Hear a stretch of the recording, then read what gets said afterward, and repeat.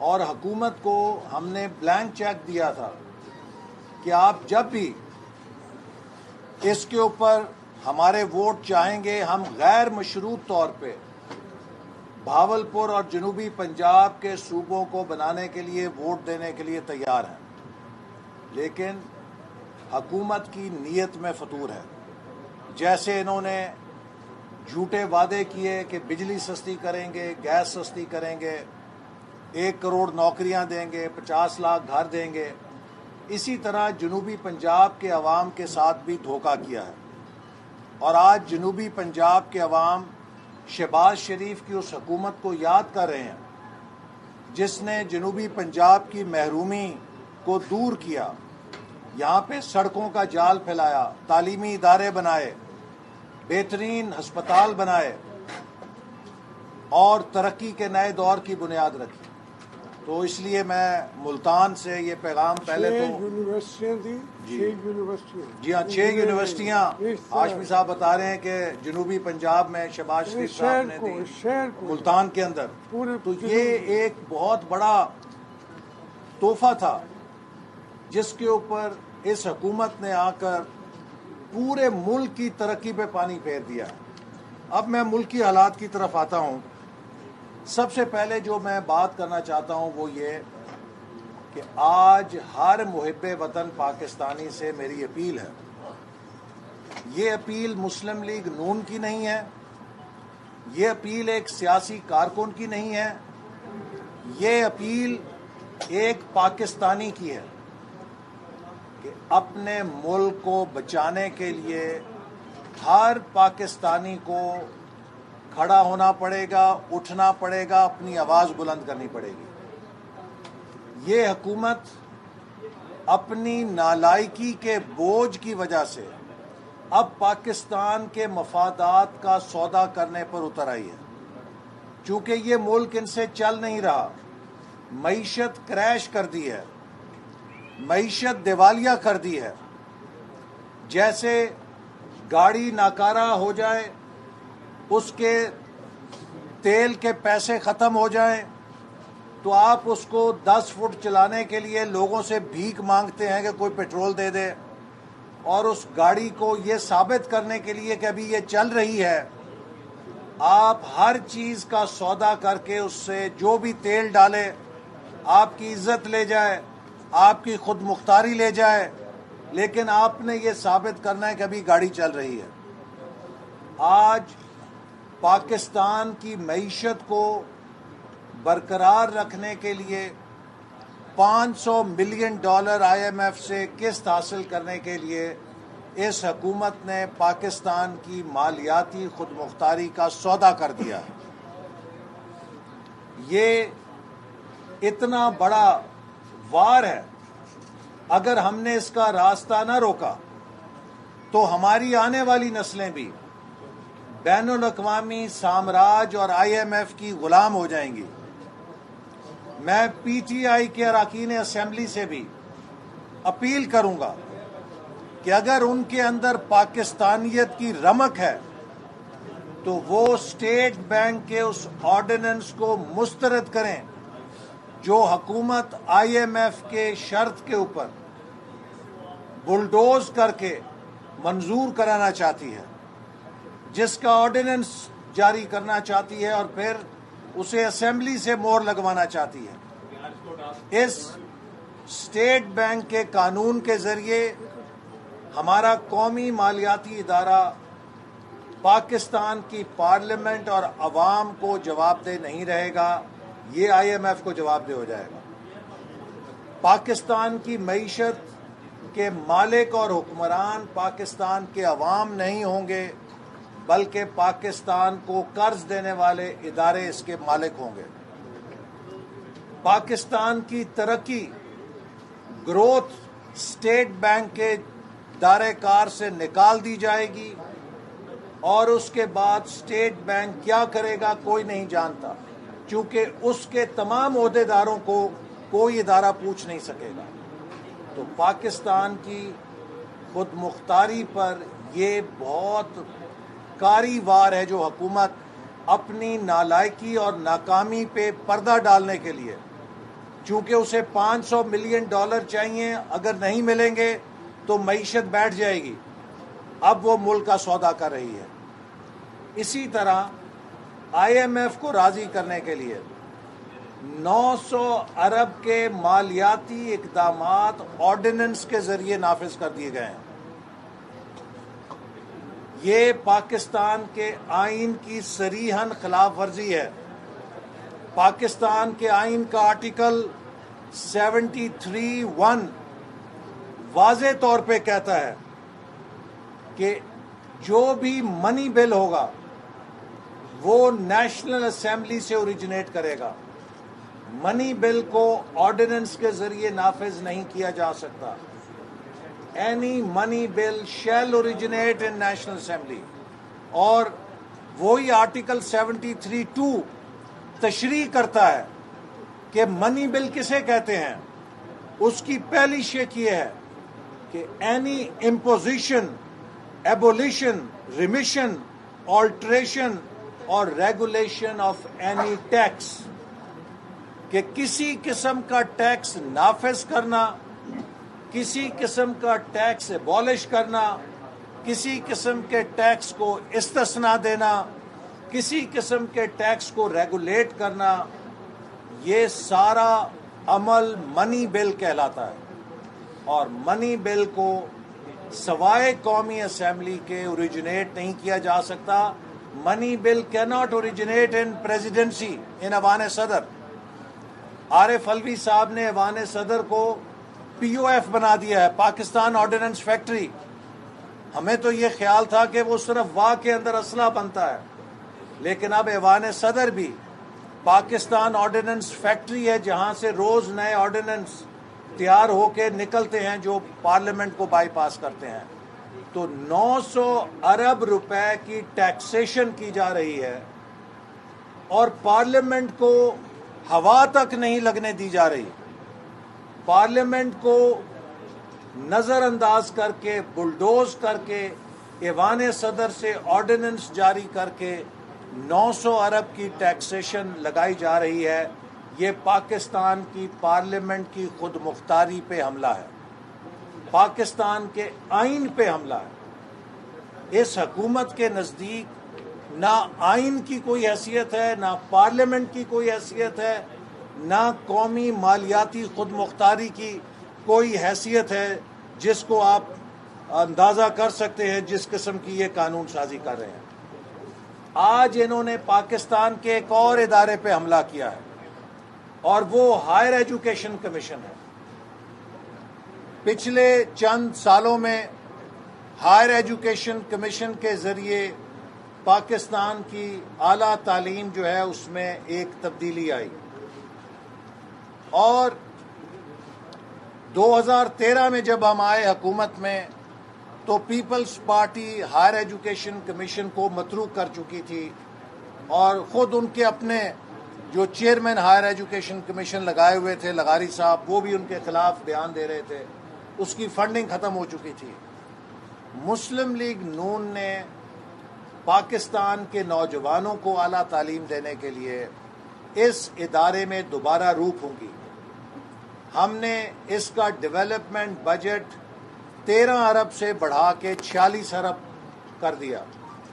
اس کا جو total budget ہے وہ 35 ارب سے اٹھا کے 110 ارب کے قریب پہنچا دیا، 3 گنا اضافہ کیا اس کے بجٹ میں۔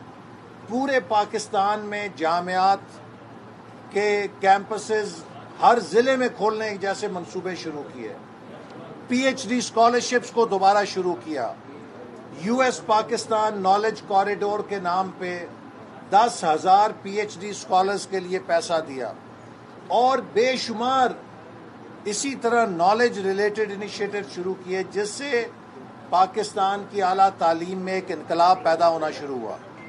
پاکستان کے اندر دوبارہ ریسرچ پبلیکیشنز کا احیاء ہونے لگا۔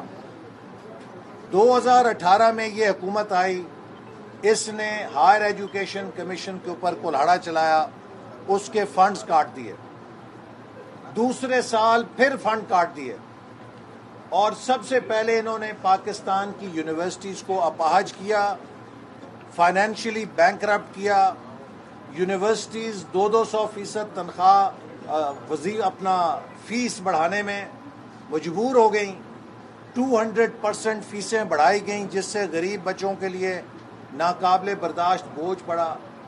اور اب فائنلی انہوں نے ہائر ایجوکیشن کمیشن کو فیڈرل گورنمنٹ کا ایک ڈائریکٹریٹ بنا دیا ہے، کمیشن کو ختم کر کے عملاً ایک ڈائریکٹریٹ بنا دیا ہے، جس میں چیئرمین کی مدت 4 سال سے 2 سال کر دی، ایگزیکٹو ڈائریکٹر کو با اختیار کر دیا اور ممبرز ختم کر دیے، اور اس ہائر ایجوکیشن کمیشن کی حیت اور کمپوزیشن ختم کر کے اور چیئرمین کو برطرف کر کے انہوں نے اس ادارے کو بھی تباہ کرنے سے پاکستان کے ہائر ایجوکیشن کمیشن کو نہیں تباہ کیا، بلکہ ہائر ایجوکیشن کے پورے انفراسٹرکچر کو تباہ کر دیا۔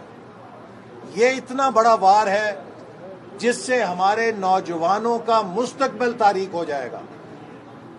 یہ شخص جو آکسفورڈ یونیورسٹی سے 3rd ڈویژن ڈگری سپورٹس کوٹے پہ لے کر آیا ہے اور لوگوں کو کہتا ہے کہ میں آکسفورڈ یونیورسٹی کا پڑھا ہوا ہوں، انہوں نے تمہیں ڈگری دی ہے کرکٹ کے اوپر، تمہیں ایکڈیمکس کا کیا پتا ہے؟ آج نالج اکانومی جو دنیا میں بن رہی ہے، جس کے لیے ہمارے نوجوانوں کو ہم نے ٹیکنالوجی دینی ہے، ہائر ایجوکیشن میں ایکسلنس دینی ہے، تم نے اس کی فنڈنگ ختم کی، اب اس کے ادارے کو تباہ کر رہے ہو۔ ہم یہ برداشت نہیں کریں گے۔ اس کے خلاف مسلم لیگ نون بھرپور احتجاج کرے گی۔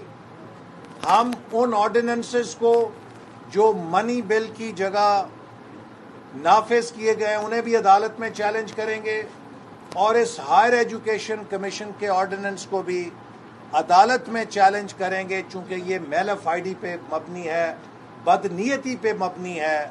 یہ ہائر ایجوکیشن کے نظام کو عمران خان کے دوستوں کے کنٹرول میں دینے کے لیے وار کیا گیا ہے، تو اس کے اوپر بھی ہم عدالت کے اندر جائیں گے۔ پھر دیکھ لیجئے، ہم نے 70 سال سنا کشمیر پاکستان کی شہرگ ہے، کشمیر کے اوپر جنگیں لڑیں، کشمیر کے اوپر ہمارے فوجی شہید ہوئے، اور اب پارلیمنٹ کو نہیں پتا کشمیر پہ کیا ہونے لگا ہے۔ بلومبرگ ہمیں بتاتا ہے کہ کسی تیسرے ملک کے ذریعے ہم خفیہ سفارت کاری کر کے کشمیر کے اوپر فاتحہ پڑھ چکے ہیں، بھارت کشمیر کو دے دیا ہے، اور اب ہمارے ملک کے وزیر خارجہ تقریر فرماتے ہیں کہ ہم ماضی کو دفن کر کے فریش سٹارٹ کریں گے۔ تو کیا اس ماضی میں بھارت کا 370 آرٹیکل کو تبدیل کرنا بھی شامل ہے؟ کیا اس ماضی کے اندر کشمیر پر بھارت کا غاصبانہ قبضہ بھی شامل ہے، جس کو بھلا کے اب ہم بھارت سے مذاکرات کریں گے؟ کیا اب یہ سب کچھ اس لیے ہو رہا ہے کہ ہمارے پاس $1 ارب کسی ملک کو لوٹانے کے لیے نہیں، تو اس سے $1 ارب رول اوور کرانے کے لیے ہم کشمیر کا مقدمہ بھی بھول جائیں گے؟ میں سمجھتا ہوں کہ آج پاکستان کے چہرے پر وہ ملک جو ایٹمی طاقت ہے، وہ ملک جو 3 سال پہلے 5.8% سے ترقی کر رہا تھا اور دنیا اسے 5 بہترین ابھرتی ہوئی معیشتوں میں قرار دے رہی تھی، وہ ملک جو سی پیک کی وجہ سے پوری دنیا کے لیے ایک مقناطیس بن گیا تھا، آج اس 7ویں ایٹمی طاقت کے اوپر جو ذلت، جو ہزیمت تھوپی جا رہی ہے، پاکستان یہ ڈیزرو نہیں کرتا، پاکستانی قوم یہ ڈیزرو نہیں کرتی۔ پاکستانی قوم خوددار قوم ہے، پاکستانی قوم باوقار قوم ہے، اور یہ سب کچھ اس بندے کے ہاتھوں ہو رہا ہے کہ جس نے 10 سال پاکستانی قوم کے نوجوانوں کو گمراہ کیا۔ ہرا پاسپورٹ میں اونچا کروں گا، میں قومی غیرت کا مفتی اعظم ہوں، آج وہ قومی غیرت کا خود ساختہ مفتی اعظم پاکستانی غیرت کا جنازہ نکال رہا ہے، ہر فورم پہ ہمیں بے عزت کر رہا ہے، ملک کی معیشت کو تباہ کر دیا ہے، اور ایک ایک ادارے کو اس طرح تباہ کر رہا ہے جیسے ایک بچہ جب کھلونا چلا نہیں سکتا، اسے کھلونا چلانا نہیں آتا، تو وہ غصے میں آ کے جھنجھلاہٹ سے اس کھلونے کو دیوار پہ پٹکتے اور توڑ دیتا ہے۔ عمران خان سے یہ حکومت چل نہیں رہی، یہ نظام چل نہیں رہا، اور ایک ایک کر کے یہ ہر قومی ادارے کو دیوار پہ پٹک کر توڑ رہا ہے اور تباہ کر رہا ہے۔ جب ادارے تباہ ہو جائے ہیں تو پھر ریاست اندر سے امپلوڈ کر جاتی ہے، ریاست کو پھر ٹوٹنے سے کوئی نہیں روک سکتا۔ عمران خان سپریم کورٹ پہ بھی حملہ آور، عمران خان الیکشن کمیشن پہ بھی حملہ آور، عمران خان اسٹیٹ بینک پر بھی حملہ آور، Imran Khan higher education commission پہ بھی حملہ آور، عمران خان پارلیمنٹ پر بھی حملہ آور، عمران خان صوبائی خود مختاری پہ بھی حملہ آور، عمران خان پاکستان کی معیشت پہ بھی حملہ آور۔ وہ خدا کے بندے کوئی چیز تو چھوڑ دو، کہیں یہ نہ پتہ چلے کہ کسی دن تم نے پاکستان کے ایٹمی پروگرام کا بھی سودا کر دیا چونکہ IMF کی قسط لینی تھی۔ ہمیں تو اب یہ ڈر لگ گیا ہے کہ کسی دن پتہ چلے گا کہ ایٹمی پروگرام کا بھی کچھ سودا ہو گیا ہے چونکہ جناب IMF کی قسط لینی تھی، وہ قسط لینے بغیر ہم دیوالیہ ہو جاتے۔ پاکستان کے جہاز کرک ہو رہے ہیں، پاکستان کی کبھی سنا تھا تاریخ میں افریقہ کے کسی ملک کا جہاز نہیں کسی بیرونی ہوائی اڈے پہ کرک ہوتا، اس شخص نے وہ کام بھی کرا دیا۔ پاکستان کے ہائی کمیشن کے اکاؤنٹس کرک ہو گئے، اور اب پتہ چلا ہے کہ براڈ شیٹ کی فائلیں غائب ہو گئی ہیں۔ براڈ شیٹ کی وہ فائلیں غائب ہوئی ہیں جن میں عمران خان اور شہزاد اکبر کی براڈ شیٹ سے ملاقاتوں کے تذکرے تھے، جہاں عمران خان کی حکومت کا ثبوت تھا، وہ فائلیں آج غائب کر دی گئی ہیں۔ کوئی پوچھنے والا ہے، کوئی تحقیقات کرنے والا ہے کہ وہ فائلیں کون اٹھا کے لے گیا، کیوں وہ فائلیں چلی گئیں؟ آج پاکستان کے قومی مفادات داؤ پہ لگ گئے ہیں، صرف اس لیے کہ جو 2018 کی غلطی ہوئی ہے اس کو غلطی ماننے کے لیے تیار نہیں ہے، اور اس 2018 کی غلطی کے دفاع میں پاکستان کی مالیاتی خود مختاری جاتی ہے تو جائے، کشمیر کا سودا ہوتا ہے تو ہو جائے۔ ہم نے غلطی نہیں ماننی، جنہوں نے غلطی کی ہے اب بھی وقت ہے کہ غلطی مان لیں۔ آج پاکستان کہ 22 کروڑ عوام وہ سوال کر رہے ہیں جو نواز شریف نے کیا تھا تو اس کا مذاق اڑایا تھا۔ جب نواز شریف نے پوچھا تھا کہ مجھے کیوں نکالا ہے تو اس کا مذاق اڑایا تھا۔ آج 22 کروڑ عوام یہ پوچھ رہے ہیں کہ وہ حکومت جو اس ملک کو ترقی دے رہی تھی، جس نے بجلی کا بحران حل کیا، جس نے لوڈ شیڈنگ کو ختم کیا، جس نے دہشت گردی کو ختم کیا، جس نے سی پیک کی 29 ارب ڈالر سرمایہ کاری لا کے پاکستان کو عزت دی، اس حکومت کو کیوں نکالا؟ ہے کوئی بتانے والا کہ دھاندلی کے ذریعے اس حکومت کو کیوں نکالا گیا کہ جس حکومت نے پاکستان کی عزت بحال کی، پاکستان کو اپنے پیروں پہ کھڑا کیا، سی پیک جیسا منصوبہ چلا کے دکھایا؟ میں سوال کرتا ہوں، بتائے کوئی مجھے پچھلے 3 سالوں میں کون سا $1 کا نیا منصوبہ ہے جو سی پیک پورٹ فولیو میں ایڈ ہوا ہے؟ جو منصوبے ہم شروع کر گئے تھے وہ بھی ختم نہیں ہو رہے ان کے ساتھ، اور سی پیک اتھارٹی بنا کے بڑے خوش ہیں کہ جی ہم نے سی پیک کو 4 چاند لگا دیے ہیں۔ آپ نے چین کو بھی ناراض کیا چونکہ آپ نے سی پیک منصوبوں کے اوپر جھوٹے الزامات لگائے۔ وہ دوست ملک جو آپ کے ساتھ کھڑا ہوا مشکل وقت میں، آپ نے اس کو کہا کہ کرپشن کی ہے سی پیک کے منصوبوں کے اندر۔ سعودی عرب کو آپ نے ناراض کر دیا۔ کون ہے آج آپ کے ساتھ؟ خارجہ پالیسی تباہ، اور امریکہ کے صدر 40 ممالک کو بلاتے ہیں دنیا سے۔ نیپال، اس میں بھوٹان بھی ہے، اس میں بنگلہ دیش بھی ہے، اس میں انڈیا بھی ہے جنوبی ایشیا سے، ساؤتھ ایشیا میں پاکستان کی اب حیثیت بھوٹان جتنی بھی نہیں رہی.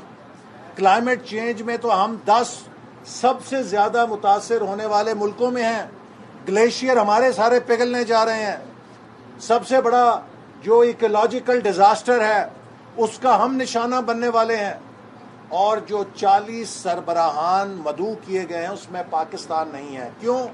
انہیں شاید پتہ لگ گیا ہے کہ جو کلائمیٹ چینج کے نام پہ بلین سونامی ٹری کا سکینڈل ہے اس کے سربراہ کو ہم نے بلایا تو کہیں ہم بدنام نہ ہو جائیں کہ کرپٹ حکمران کو جس نے کلائمیٹ چینج بھی بیچ ڈالی, سونامی ٹری کا بھی سودا کر دیا, اس کو ہم نے بلا لیا. آج یہ پاکستان کی حیثیت ہو گئی ہے کہ ان 40 ملکوں میں بھی پاکستان نہیں. تو میں سمجھتا ہوں کہ اب وقت آ گیا ہے کہ ہم سب مل کر اس حکومت کو گھر بھیجنے کے لیے جدوجہد کریں. اور اب اگر کوئی ہماری جدوجہد میں شامل ہے یا نہیں ہے, اس سے قطع نظر مسلم لیگ نون پی ڈی ایم کی ہم خیال جماعتوں کے ساتھ مل کر اپنی جدوجہد کو انشاءاللہ تعالی آگے بڑھائے گی. یہ بتائیے سر کہ پیپلز پارٹی جو ہے اس نے آپ کو بائی پاس کرتے ہوئے اپنا اپوزیشن لیڈر بنا لیا ہے اور اس سے صاف لگ رہا ہے کہ وہ آپ سے علیحدہ ہو گئے ہیں. دیکھیے پی ڈی ایم کا مستقبل کیا دیکھتے ہیں؟ اور پیپلز پارٹی نے جو کیا ہے ہمیں اس پہ دکھ ہے, لیکن انہوں نے اپنا نقصان کیا.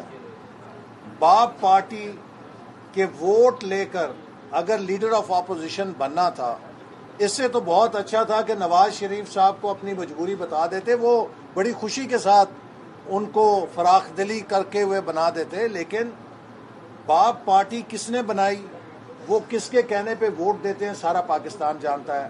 تو اب اگر پیپلز پارٹی حکومت سے ادھار لے کر لیڈر آف اپوزیشن بنی ہے تو پھر تو وہ خود بھی سلیکٹڈ ہو گئی ہے, سلیکٹڈ لیڈر آف اپوزیشن. یہ فیصلہ گھاٹے کا ہے یا فائدے کا ہے یہ خود وقت بتائے گا. لیکن ہم سمجھتے ہیں کہ پیپلز پارٹی نے پی ڈی ایم کی جدوجہد کو شدید دھچکا لگایا ہے, لیکن یہ دھچکا پی ڈی ایم کو نہیں لگا, خود ان کو لگے گا. اور جو پی ڈی ایم کی ہم خیال جماعتیں ہیں وہ انشاءاللہ تعالی اس اصولی موقف پہ کاربند ہیں اور اپنی جدوجہد جاری رکھیں گے.